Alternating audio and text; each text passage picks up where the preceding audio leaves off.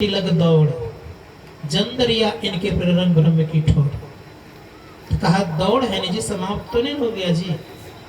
समाप्त कहाँ होता है आज जानना चाहिए। जिस दिन व्यक्ति, सदैव याद रखिएगा, जिस दिन व्यक्ति उस परम पिता परमात्मा की आवाज को सुन लेगा, उसी दिन मन अपने समष्टि रूप में, बुद्धि अपने समष्टि रूप में, चित्त अपने समष्टि रूप में और अहंकार अपने समष्टि रूप में केवल चेतन आत्मा ही परमात्मा का अवलोकन करने में सक्षम होता है। संत महात्मा गण कहते हैं कि हम लोगों के द्वारा जो भक्ति होती है ये परतंत्र भक्ति है। मन के द्वारा करते हैं, बुद्धि के द्वारा करते हैं, इंद्रियों के द्वारा करते हैं, और इस भक्ति से परम सुख की प्राप्ति कदापि संभव नहीं है। संत कबीर साहब से पूछा जाए कि आप भक्ति के संबंध में क्या कहते हैं, संत कबीर साहब कहते हैं भक्ति प्राण ते होते हैं, मन से कीजिए भाव। याद रखिएगा, मन से भाव करते हैं लोग, लेकिन भक्ति प्राण से होती है। इसीलिए संतों ने कहा कि भक्ति करना इतना सरल नहीं है। गोस्वामी जी महाराज कहते हैं रघुपति भक्ति करत कठिनाई, कहत सुगम करनी अपार जानहि जे बनी आई। लेकिन फिर दोहरा रहे हैं, कह रहे हैं कि जो जही कला कुशलता कहा सो सुलभ सदा सुखकारी, सफरी सन्मुख जल प्रवाह सुर सरि बहेगा जो भारी। जम सरकरा मिलहि सिकता मा, बलते नहीं बिलगावे, अति रिसग सूक्ष्म पिलका बिनु प्रयास ही पावे। अब जब भक्ति करेंगे तो क्या दशा उसकी होगी। कत सकल दृश्य निज उदर मेली, सो वही निद्रा तज जोगी, सोई अरि हरिपद अनुभवई परम सुख, अतिशय द्वैत वियोगी, शोक मोह भय हरस दिवस निसी, देश का हाल तहनाए। भक्त जब होते तो देश काल से परे हो जाते हैं। शोक मोह उसके जीवन में नहीं होता है, हर्ष और दिवस नहीं होता है, दिन और रात नहीं होता है। संतों ने कहा भक्ति की प्रकाष्ठा, इसलिए मैं कह रहा था दो तरह की भक्ति, एक प्रतंत्र और दूसरा स्वतंत्र। जब हम चेतन आत्मा के द्वारा भक्ति करते हैं तो स्वतंत्र भक्ति, इसी भक्ति से आपको नित्य सुख की प्राप्ति, इसी भक्ति से आपको परम सुख की प्राप्ति, इसी भक्ति से शाश्वत सुख की प्राप्ति, इसी भक्ति से परमानंद की प्राप्ति, इसी भक्ति में आप जानत तुम्हें हो जाएंगे। संतों ने कहा इस भक्ति को जानने के लिए आपको करना क्या पड़ेगा। पहले मन से भाव कीजिए, जो कुछ करते हैं मन से आए हुए हैं। मन है तो भजन गा लेते हैं, मन नहीं है तो नहीं गाते। मन है तो ध्यान करने बैठते हैं, मन है तो ध्यान करने बैठते नहीं है। मन है तो मिठाई खा लेते हैं, मन है तो मिठाई खाते नहीं। संत महात्मा गण कहते तब क्या करना होगा। तो जब हम भक्ति करते हैं तो पिंड में रहते हैं, तो पिंड में रहने से भक्ति हमारी शुरुआत नहीं होती। गोस्वामी जी महाराज से पूछा जाए कि भक्ति की शुरुआत कहाँ से, तो गोस्वामी जी महाराज कहते हैं 13 से 3 अवस्था तजहूं भजहूं भगवंत, मन वचन कर्म अगोचर व्यापक व्यापनंत। बात समझ में आई कि नहीं आई। 3 अवस्थाओं से परे जब होंगे तब भक्ति की शुरुआत होगी। तो आप लोग कोई कह सकते हैं कि क्या बचपना, यौवना और प्रौढ़ा, इन तीनों को पार कर तो बुढ़ापा में भक्ति करेंगे। तो गोस्वामी जी महाराज ऐसी बात नहीं है। प्रत्येक लोग, प्रत्येक व्यक्ति, सब के सब लोग याद रखिएगा 3 अवस्था में आना जाना करते हैं। कहाँ भाई, अभी सब के सब जागृता अवस्था में। हमको आप देख रहे हैं, मैं आप लोगों को देख रहा हूं। कहाँ है जागृता अवस्था में। कितने इंद्रियों के साथ में है इसको याद रखना चाहिए। 14 इंद्रियों के साथ में है। कौन कौन इंद्रियां हैं आपके साथ में अभी। ऋषि मुनिगण कहते हैं 5 कर्म इंद्रियां हैं और 5 ज्ञान इंद्रियां हैं और 4 अंतःकरण की इंद्रियां हैं। मन, बुद्धि, चित्त और अहंकार। 10 इंद्रियों का मालिक होता है मन, याद रखिएगा। मन से श्रेष्ठ होता है बुद्धि। संतों ने कहा कि बुद्धि जिसकी मजबूत होती है वो मन को कंट्रोल करके रख सकता है, जिसकी बुद्धि मजबूत नहीं है वो मन को कंट्रोल नहीं कर सकते। और अंधकार में पड़ी हुई स्थिति बुद्धि कमजोर होती है, याद रखिएगा। जिन व्यक्तियों की वृत्ति अंधकार में पड़ी हुई है उसकी बुद्धि कभी मजबूत हो जाए कदापि संभव नहीं है। जैसे आपके सामने एक सुंदर सा रसगुल्ला आ गया, आपको डायबिटीज है, ध्यान दीजिएगा थोड़ा सा, डॉक्टर ने मना किया है, लेकिन कोई आपको आग्रह किया 2 4 10 बार खा लीजिए, क्या होगा, एक बार खाना है, आपकी बुद्धि कमजोर पड़ती है, अच्छा चलो कुछ क्या होगा, एक बार खा लेता आपकी डायबिटीज बढ़ जाती है। ये बुद्धि कमजोर के प्रतीक है। ऋषियों ने कहा कोई गलत काम करने के लिए देख लेते हैं, अरे कोई तो है ही नहीं, देखता नहीं है मुझे, गलत काम कर लेते हैं, ये कमजोर बुद्धि का प्रतीक है। लेकिन जिनकी बुद्धि मजबूत होती है वो जानते हैं कि परमात्मा तो देखते, कोई देखे या ना देखे, उनके द्वारा गलतियां नहीं होती है। ऋषियों ने कहा कि अंधकार में पड़े रहेंगे तो बुद्धि भी कमजोर रहेगी और साथ ही साथ मन आपको जो जो नाच नचाना चाहेगा नाच लीजिएगा। कौन कौन नाचा है भाई? कहा बड़े बड़े ऋषि मुनि लोग नाच गए, और साथ ही साथ ये भी याद रखिएगा जो संसार चला रहे हैं उनके ऊपर भी मन के कारण सर पर कलंक लग गया।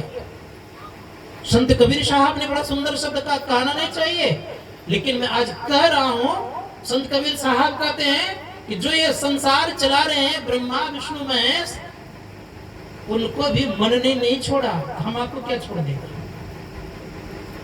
संत कबीर कहते हैं ब्रह्मा विष्णु महेश्वर के भरोसे मत रहो, इन सिर लागी इकाई, नहीं भरोसे मत करो, इन्होंने मुक्ति पाई। संत कबीर कहते हैं कि भाई सुनो, इन लोगों ने मुक्ति नहीं पाई है, तो औरों की बात तो क्या करते हो। इसलिए कोशिश कीजिए कि भक्ति को साधारण बात नहीं है।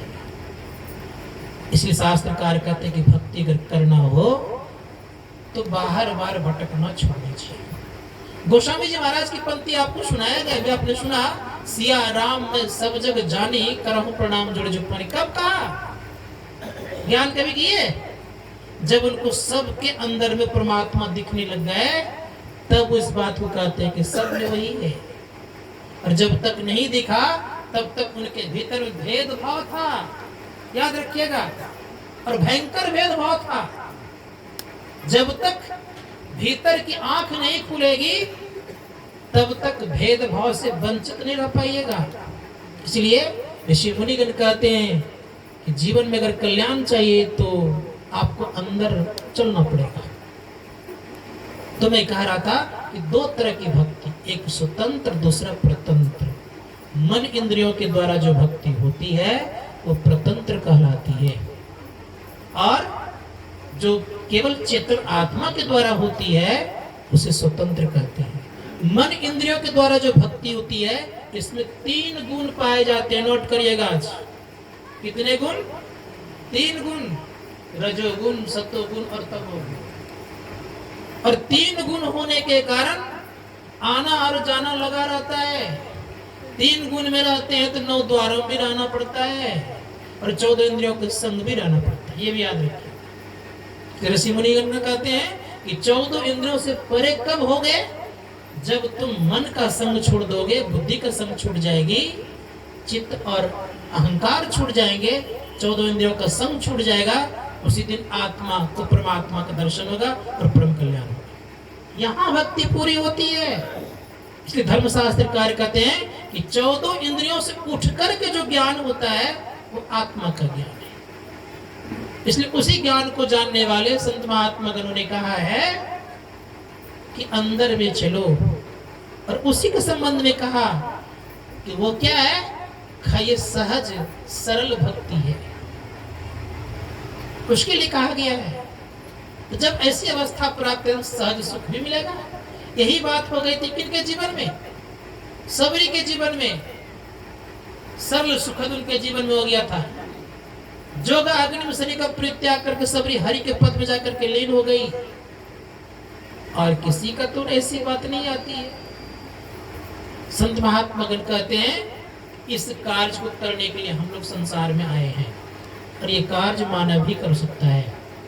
इसलिए प्रयास कीजिए कि भक्ति क्या है? सीढ़ी है। किसकी? मुक्ति की। भक्ति निसेनी मुक्ति की संत चढ़े सब धाय, जिन जिन मन आलस्य किया जन्म जन्म पछताए। इसलिए आपने सुना होगा, क्या सुना होगा आप लोगों ने? तो कहा कि आप लोगों ने यह सुना होगा कि सज्जनता की सीमा कहाँ? लोग थोड़ा सज्जनता दिखा देता है, मन में खुद बुद्धि अर्थात मन हलचल रहता है, ये सज्जन का प्रतीक नहीं है। कौन सज्जन? का जिनको ठोकर मारने के बाद भी मन में हलचल नहीं हो, याद रखिएगा। दो ठो बातें भी कह दे, मन शांत रहे, उसे हम सज्जन कहते हैं। ऊपर से हम चुपचाप रहे, भीतर हलचल हो तो वो सहना भी नहीं है। इसको भी याद रखिएगा। धर्मशास्त्रकार कहते हैं किसी भी परिस्थिति में आपका मन नहीं इधर उधर हो, मन को जैसा चाहे वैसा कर सकते हैं, जैसा चाहे वैसा, उस अवस्था का नाम ही है भक्ति की पूर्णता। प्रहलाद को कहा तेल की कढ़ाई में डुबा दिया, कुछ कर पाया?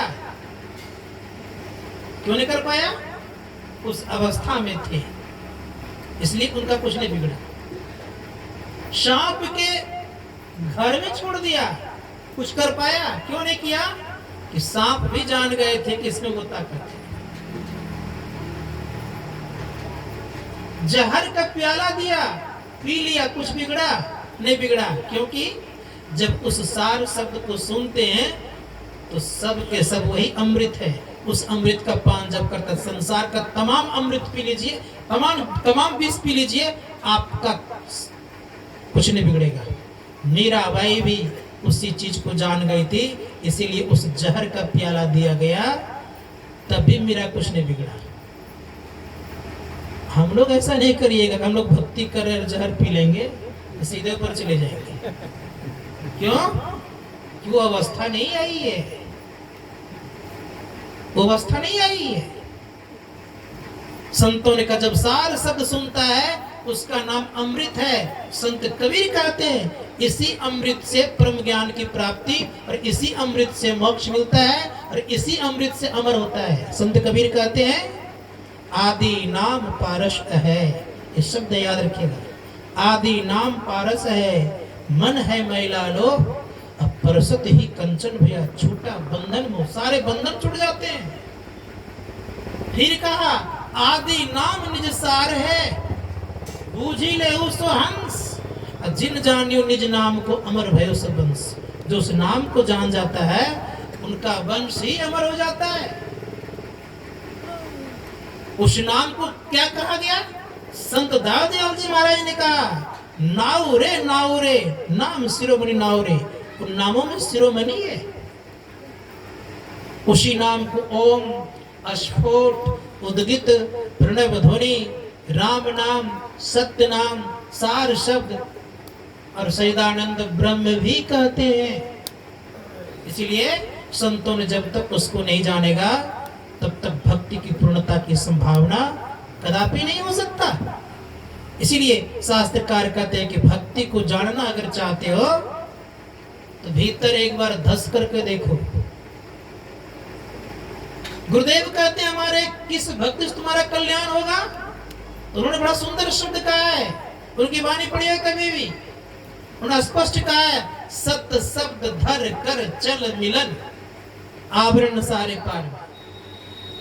इसके बिना कोई भी आवरण पार नहीं। संतों ने कहा कि जब तक सारे आवरणों को पार करना चाहते हो तो सत्य शब्द को पकड़ो। गुरुदेव कहते कैसे माया से बचेंगे? लोग कहते माया छोड़ दिया, घर का त्याग कर दिया, बाबा जी बन गए, माया त्यागी हो गए। ऐसे माया त्यागी नहीं होता है। तब गुरुदेव कहते सुनो कैसे माया त्यागी होता है। गुरुदेव कहते हैं घटतम प्रकाश और शब्द पट रहे जीव पर है छारे। जब तक ये छाया रहेगा, चाहे आप मठ में हो या मंदिर में हो या आप जंगलों में तपस्या करते हो या आप निराहार हो या आहार लेते हो या हवा पी करके रहते हो या आप मान लीजिए कुछ जीवन में नहीं करते हो, तब भी याद रखिएगा, अगर आपके पास तीनों पर्दे हैं तो आप माया में ही हैं। बसनारी है। कौन कौन पर्दे? का घटतम प्रकाश और शब्द पटरे जीव पर है छारे, तीन पर्दे छाए हुए। अंधकार का सबसे मजबूत पर्दा है, याद रखिएगा। अंधकार का भेदन होना बड़ा कठिन काम है। इसी में लोग बार बार फिसलते रहता है। बरसों से लोग करते आता, अंधकार का भेदन नहीं हो पाता। ये महान भयंकर पहाड़ है, याद रखिएगा। संतों ने कहा इस भयंकर पहाड़ को छोटे हथौड़े से तोड़ने की ताकत नहीं होती है। किससे तोड़ेंगे? संत महात्मा गण कहते हैं दृष्टि के हथौड़े चाहिए। दृष्टि के हथौड़े में कितनी ताकत होती है, वे विचार किए? आज सबको सुनिए गौर से। दृष्टि के हथौड़े में वो ताकत है।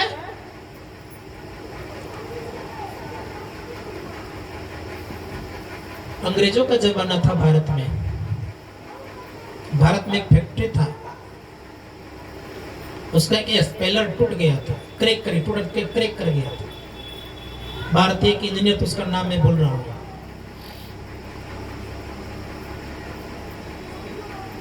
उस समय ठीक ठाक होने के लिए विदेश जाना पड़ता था लेकर के। हवाई जहाज का निर्माण नहीं हुआ तो पानी वाला जहाज पर जाता था, तो बहुत समय लग जाता। मजदूर लोग बैठ जाते, फिर वेतन नहीं मिलता तो भूखे रहने पड़ते। भारतीय इंजीनियर ने कहा कि भाई वहां ले जाओगे, कब ठीक होकर के आएगा, कब फिर फैक्ट्री चलेगी, कहना मुश्किल है। एक काम करो, उसको चिन्हित करो कहां से काटना है। चिन्हित कर दिया, कहा आप लोग चले जाइए।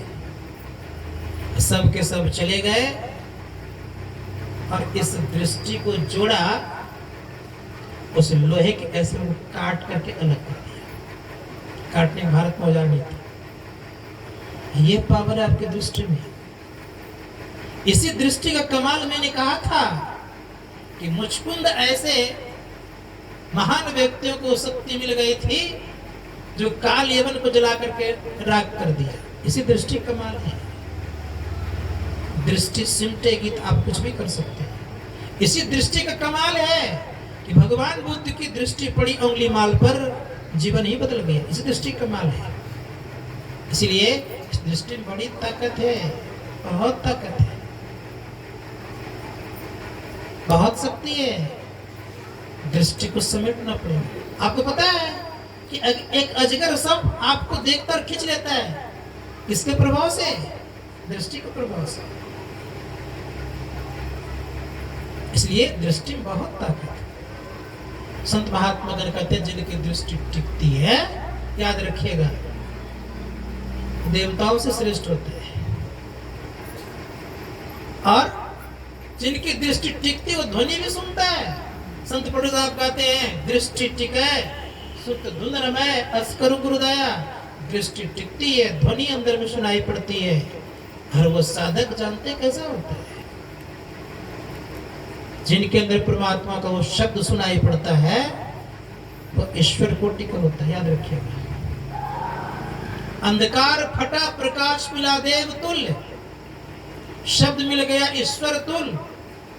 शब्दों में सारे शब्द की प्राप्ति हो गई, ईश्वर तुल्य हो गए, ईश्वर ही हो गए।